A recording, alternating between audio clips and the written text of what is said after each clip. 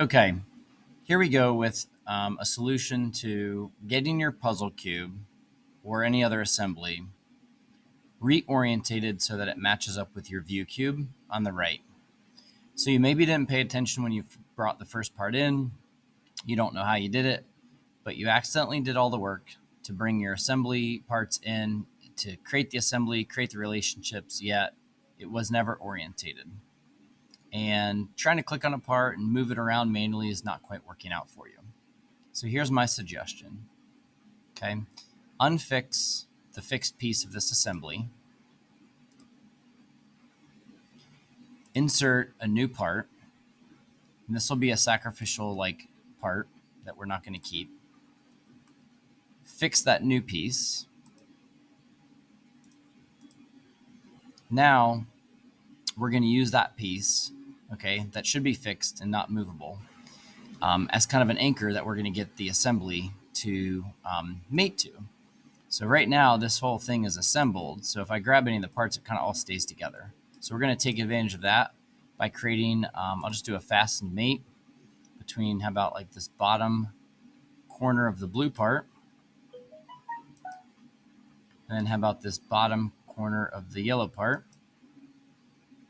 And I know it doesn't look like the whole puzzle is moving, but it will once you accept it. Okay, so the yellow part moved and everything had to. At this point, we're going to delete this blue part that we brought in just temporarily.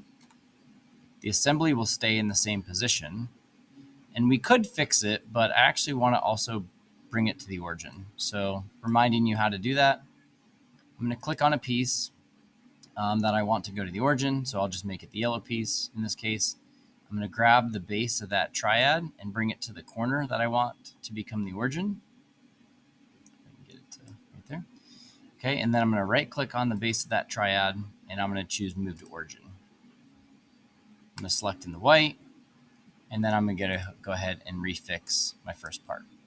At this point, when my view cube is orthographic, my assembly is also orthographic, and so I've been able to kind of recalibrate those two together.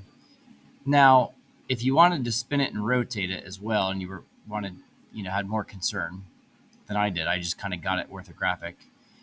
You could have thought more carefully about what face you chose when you kind of do that fasten mate to bring the whole assembly around to that sacrificial piece. And so had I not grabbed just right on that face that was facing me, but maybe I'd reached around and grabbed like over here on the blue or something, I would have gotten it to spin another 90 degrees. So if you do have a preference on what exact face is facing you when you say front or top or right, you can think through that just a little bit more. Okay, as it is, this becomes my front, top, right view.